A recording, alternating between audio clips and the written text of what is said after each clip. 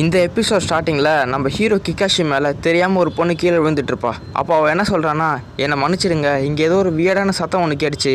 அந்த சத்தம் காக்குற சத்தம் மாதிரி இருந்தது, அது எங்கே வந்து தெரியல, அதனால தான் பார்த்துட்டு இருக்கும்போது நான் உங்கள் மேலே தெரியாமல் விழுந்துட்டேன் அப்படி சொல்கிறான். அவளுக்கு கிராமஃபோன்னா என்னன்னு தெரியல போல். அதெல்லாம் நம்ம ஹீரோ கிராமஃபோன் எப்படி ஒர்க் ஆகுதுன்னு சொல்லித்தர ஆரம்பிக்கிறான். நம்ம கிகாஷியும் அந்த கிராமஃபோனோட சிலிண்டரை புதுசாக மாற்றிட்டு அந்த பொண்ணுக்கிட்ட ஏதாவது பேசு அப்படி சொல்லவும் அவளும் என்னோடய பேர் இனாக்கோ மொனோக்காவா அப்படின்னு சொல்கிறா. அது மட்டும் இல்லாமல் என்னோடய ஃபேமிலி மொமோக்காவா ஃபுஷிமியில் இருக்க ஒரு இடத்துல ப்ரூவரி ஷாப் நடத்திட்டு இருக்காங்க, நானும் அதே ஊரில் தான் ஹைஸ்கூல் படிச்சுட்ருக்கேன் அப்படின்னு அந்த கிராமஃபோன் வழியாக சொல்லிகிட்டு இருக்கா. ஸோ இவங்களோட பேர் தான் வந்து இனோக்காவா. அப்புறமா நம்ம ஹீரோ போதும் இப்போ ஒரு மேஜிக் நடக்க போகுது, அதை வெயிட் பண்ணி பாரு அப்படி சொல்கிறான். கிகாஷி இந்த கிராமஃபோனை ஆன் பண்ண உடனே இப்போது இனாக்காவா சொன்னாங்களே அது அப்படியே ரெக்கார்ட் ஆகி ப்ளே ஆகுது. நம்ம இனாக்காவுக்கு இதை பார்த்தா அப்படியே சர்ப்ரைசிங்காக இருக்குது அவங்களுக்கு. ஆனால் இது எப்படி வேலை செய்யுதுன்னு புரிய மாட்டேங்குது. நம்ம ஹீரோவும் எது உங்களுக்கு புரியலையே, நான் எக்ஸ்பிளைன் பண்ணுறேன் சொல்லிட்டு இவன் ரொம்ப டெக்னிக்கலாக பேச ஆரம்பிக்கிறான். ஆனால் இவங்களுக்கு அதெல்லாம் சுத்தமாக புரிய மாட்டேங்குது. அவங்க மனசில் என்ன நினைக்கிறாங்கன்னா, யார்டா அவன் பைத்தியக்கார மாதிரி பேசிகிட்டு இருக்கான் அப்படின்னு நினைக்கிறாங்க. அப்புறமா நம்ம கிகாஷி இனாக்கா கிட்ட ஒரு விசிட்டிங் கார்டு மாதிரி ஒரு பேப்பர் ஒன்று கொடுக்குறான். அதில் உங்களுக்கு ஏதாவது சின்ன சின்ன பொருட்கள் ரிப்பேர் ஆகிடுச்சுன்னா எங்கள் கடைக்கு வந்து கொடுங்க, நான் உங்களுக்கு ரிப்பேர் பண்ணி தரோம் அப்படின்னு போட்டிருக்கு. இதுதான் நம்ம ஹீரோ வேலை பார்த்துட்டு இருக்க கடை. இந்த கடையோட பேர் ஒராய் புத்திஸ்ட் ஆல்ட்ரா ஷாப். அப்போ தான் இந்த கடைக்கு ஒருத்தர் வராரு. அவர் கையில் சின்ன சின்ன ரிப்பேர் ஆன பொருட்கள்லாம் எடுத்துகிட்டு வராரு கூடவே. இவர் தான் நம்ம ஹீரோவோட அங்கிள். இவரோட பேர் வந்து புன்ஷிஷி. அவர் நம்ம கிகாஷி கிட்டே என்ன சொல்கிறாருன்னா, கிகாஷி உனக்கு இருக்க திறமைக்கு இங்கே கூட நிறைய சம்பளம் கொடுக்குற நிறைய இடம் இருக்குது, அங்கே போய் நீ வேணால் வேலைக்கு சேர்ந்துக்கோயேன் அப்படின்னு இவர் சொல்கிறாரு. அதை சொல்லிவிட்டு அவர் ரிப்பேர் பண்ண வேண்டிய பொருள்லாம் நம்ம ஹீரோ கிட்டே கொடுத்துட்றாரு. இங்கே இருக்க சின்ன சின்ன டூல் பாக்ஸ் கூட இங்கே ஸ்ட்ரீமில் தான் வேலை செய்து போல். இவனோட பேர் வந்து யாஜிரோ. இவனும் இந்த கடையில் தான் வேலை பார்த்துட்ருக்கான். இவன் யாஜிரோ பார்த்து, இன்றைக்கி எனக்கு அந்த அளவுக்கு ரிப்பேர் பண்ண வேண்டிய வேலைலாம் கிடையாது, அதனால் நம்ம வேறு ஏதாவது ஒன்று பண்ணலாம், ஏன் நம்ம வந்து சொர்க்கத்தை உருவாக்கக்கூடாது அப்படின்னு சொல்கிறான். ஏன்னா நம்ம இனாக்காவை சொல்லியிருப்பாங்களே, நான் ஒரு சொர்க்கத்துக்கு போனால் எங்கள் அம்மா கூட போய் பேசணும் அப்படின்னு. அதனால் இவனுக்கு நம்ம இனாக்காவோட ஞாபகம் வந்துடுச்சு. இன்னொரு பக்கம் யாரோ ஒரு லக்ஸுரியான சூட் போட்டுக்கிட்டு ஒரு இடத்த விட்டு கிளம்பி போகிறாரு. இவர் பார்க்குறதுக்கு ரொம்ப பணக்காரர் மாதிரி இருக்கார். காருக்குள்ளே போன பிறகு இவன் சாம்பிராணியை வந்து இவன் எரிய வைக்கிறான்.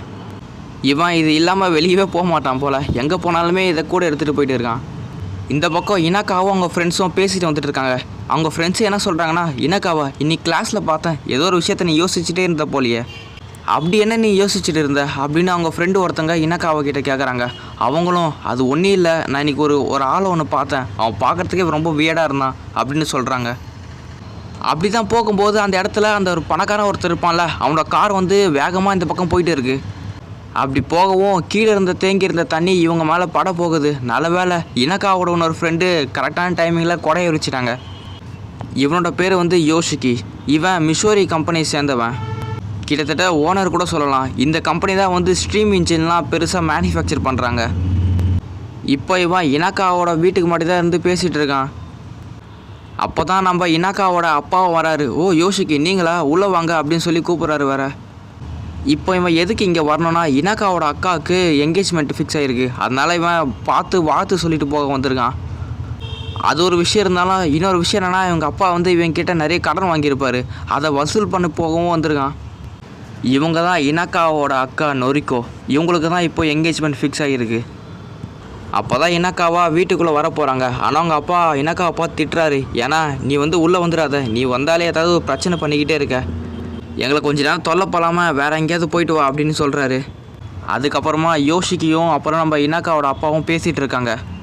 எதை பற்றினா, நம்ம இனாக்காவோட அப்பா வந்து நம்ம யோஷிக்கிட்ட வந்து கடன் வாங்கியிருப்பார், அதை கட்ட வேண்டிய டைம் வந்து முடிஞ்சு போயிடுச்சு, நீங்கள் இன்றைக்குள்ளே கட்டி ஆகணும் அப்படின்னு சொல்லியிருக்கான் அந்த யோஷிக்கி.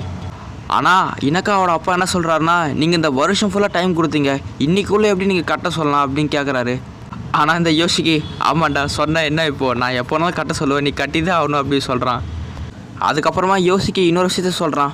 மொமோக்காவா மாதிரி ஒரு பெரிய ஒரு ஃபேமிலிக்கு இந்த மாதிரி ஒரு விஷயம் வெளியே தெரிஞ்சதுன்னா என்ன ஆகும், ஒரு பெரிய அசிங்கமாயிடும் இல்லையா அப்படின்னு சொல்கிறான்.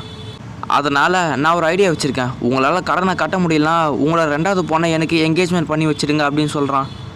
அதாவது இனாக்காவா எனக்கு கல்யாணம் பண்ணி வைங்க அப்படின்னு சொல்கிறான் இவன். இவராலையுமே இன்னைக்குள்ளே கடனை கட்ட முடியாத சூழ்நிலை இருக்கிறதுனால யோஷிக்கும் இனாக்காவுக்கும் மேரேஜ் பண்ண வேண்டிய அந்த முடிவை இனாக்காவோட அப்பா ஒத்துக்கிட்டாரு.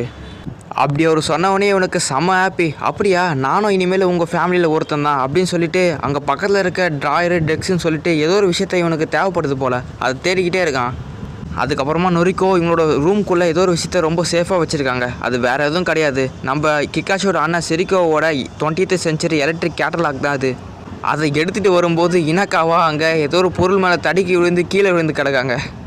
அவங்க என்ன சொல்கிறாங்கன்னா, நான் வந்து இந்த கூலிங் மிஷினை எடுக்கிறதுக்காக போனேன், அது ரிப்பேர் ஆகிடுச்சு, சரி ரிப்பேர் கொடுக்கறதுக்காக தான் எடுத்துகிட்டு வந்தேன், நான் இங்கே கால் தட்டி கீழே விழுந்துட்டேன் அப்படின்னு சொல்கிறாங்க.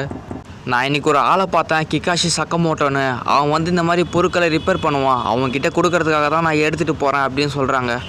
நம்ம நொரிக்கோவோ என்ன சொன்னேன், சக்கமோட்டோ நான் சொன்னேன் அப்படின்னு சொல்லி அவங்க ஷாக் ஆகுறாங்க. அப்புறமா அவங்க என்ன சொல்கிறாங்கன்னா, உடனே நீ இப்போ அவங்ககிட்ட போய் தான் ஆகணும் அப்படின்னு சொல்லிட்டு அந்த எலக்ட்ரிக் கேட்டலாக் இருக்கும்ல, அந்த ஒரு பாக்ஸு, அதை நம்ம இனோக்கா கிட்டே கொடுக்குறாங்க. இதை போய் உடனே அவங்ககிட்ட போய் கொடுத்துரு அப்படின்னு சொல்கிறாங்க.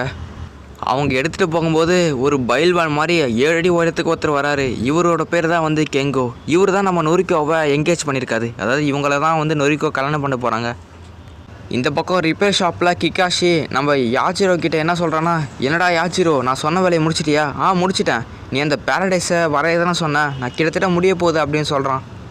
அப்போ கீழே ஒரு பயங்கரமான சத்தம் கேட்குது. இவங்க 2 பேரும் என்ன ஆச்சுன்னு தெரியலன்னு சொல்லிட்டு வேக வேகமாக போய் பார்க்குறாங்க. அங்கே பார்த்தா கிக்காஷியை பார்க்க வந்த நம்ம இங்கா கால் தடுக்கி கீழே விழுந்து அவங்க மேலே கப்போர்டு விழுந்து மயக்கத்துக்கே போயிட்டாங்க. இந்த பக்கம் யோசிக்கி இவன் எல்லா மூலையிலும் போய் ஏதோ ஒரு விஷயத்த தேடிக்கிட்டு இருக்கான். ஆனால் இவன் தேடிட்டு இருக்க விஷயம் இவனுக்கு சுத்தமாக கிடைக்கல. அப்போ தாங்க நொரிக்கோ இருக்கிறத பார்த்துட்டு, நொரிக்கோ நீங்கள் தான் இருக்கியா, உங்ககிட்ட தான் கண்டிப்பாக இருக்குன்னு சொல்லிட்டு வேக வேகமாக ஓடி போகிறான். இந்த பக்கம் கெங்கா இருக்கார்ல, அதான் நொரிக்கோவை கல்யாணம் பண்ணிக்க போகிறவர். யாருடா என் நொரிக்கோ கிட்டே போய் பேச போகிறது அப்படின்னு சொல்லிட்டு நம்ம யோசிக்கி அடிக்க வரவும், நம்ம நொரிக்கோ கெங்காவை ஒரே ஸ்னாப்பு. அப்படியே கெங்கா சுழந்தி படுத்துடுறாரு. நொரிக்கோவே சரியான ஸ்ட்ராங்கு தான் போல், 7 அடி இருக்க கெங்காவே சாய்ச்சி போட்டாங்க. இல்லை நீலாம் என்னோடய பாதுகாப்பு தேவை கிடையாது, நானே பேசிக்கிறேன் அப்படின்னு சொல்கிறாங்க நொரிக்கோ. இந்த பக்கம் கவுந்து போயிருக்க கெங்கா, டே யோசிக்கி நீயா அப்படின்னு சொல்கிறாரு. இவங்க 2 பேருக்கும் முன்னாடியே தெரியும் போல். இவன் நொரிக்கோவை பார்த்து, ஏய் நொரிக்கோ, அந்த எலக்ட்ரிக் கேட்டலாக் எங்கே, அது உங்ககிட்ட தானே இருக்கும் அப்படின்னு கேட்குறான். அதாவது இவ்வளோ நேரம் அவன் தேடி இருந்தது அந்த 20th century அந்த எலக்ட்ரிக் கேட்டலாக் தான் போல். அப்போ அவங்க கூட இருந்த பாடி கார்டு, சார் இப்போ இந்த வீட்டை விட்டு போனாங்களே ஒரு லேடி, அதாவது நம்ம இங்காவை தான் சொல்கிறான், அவங்க கையில் தான் வந்து அந்த எலக்ட்ரிக் கேட்டலாக் இருக்குதுன்னு நினைக்கிறேன் சார் அப்படின்னு கரெக்டாக சொல்லிட்டான் இவன்.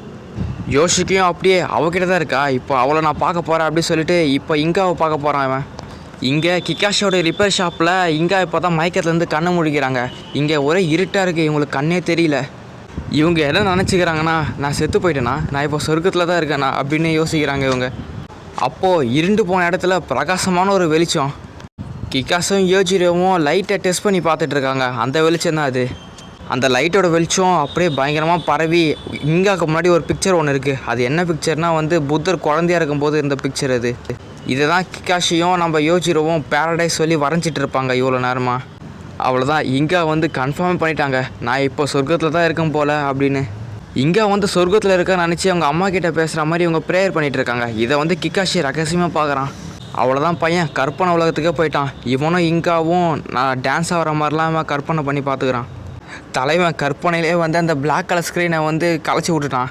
அப்போ தான் புரியுது இங்காவுக்கு ரொம்ப நாள் கழிச்சு, ஓ நம்ம ஒன்றும் செத்து போகலையா, உயிரோட தான் இருக்குமா அப்படின்னு. அப்போ தான் நம்ம கிக்காஷி இங்கா கிட்ட லைட் பல்ப் எப்படி வேலை செய்யுது அப்படி சொல்லிட்டு இருக்கான். நாங்கள் வந்து இந்த லைட் பல்பை உருவாக்க ட்ரை பண்ணிகிட்ருக்கோம், ஆனால் நாங்கள் இப்போதைக்கு நான் வந்து பேப்பர் ஃபிலமெண்ட் யூஸ் பண்ணுறதுனால வந்து இது சீக்கிரமாக வந்து உடஞ்சி போயிடுது. அப்போ தான் நம்ம இங்கே வந்து என்னோடய அக்கா வந்து உங்ககிட்ட ஒரு விஷயத்தை வந்து கொடுக்க சொன்னாங்க, இதுதான் இந்த விஷயம் அப்படின்னு சொல்லவும், அப்போ அந்த இடத்துக்கு கரெக்டாக வந்து யோசிக்க வந்துட்டான். கூட இந்த சாம்பிராணி புகை வேறு கூட எடுத்துகிட்டு வந்துட்டானா, உள்ள ஃபுல்லாக ஒரே புகையாயிடுச்சு. இவன் இங்கே நினச்சி இவன் நம்ம கிக்காஷியை பிடிச்சி என்னோடய வருங்கால மனைவி அப்படின்னு சொல்கிறான் இவன். சரி ஓகே காய்ஸ், இதோட ஸ்பார்க் ஆஃப் டுமாரோ எபிசோடு ஒன்று வந்து ஃபுல்லாக கம்ப்ளீட்டாக முடியுது. உங்களை ஒரு அடுத்த எபிசோடில் பார்க்குறேன். அது வரைக்கும் பாய்.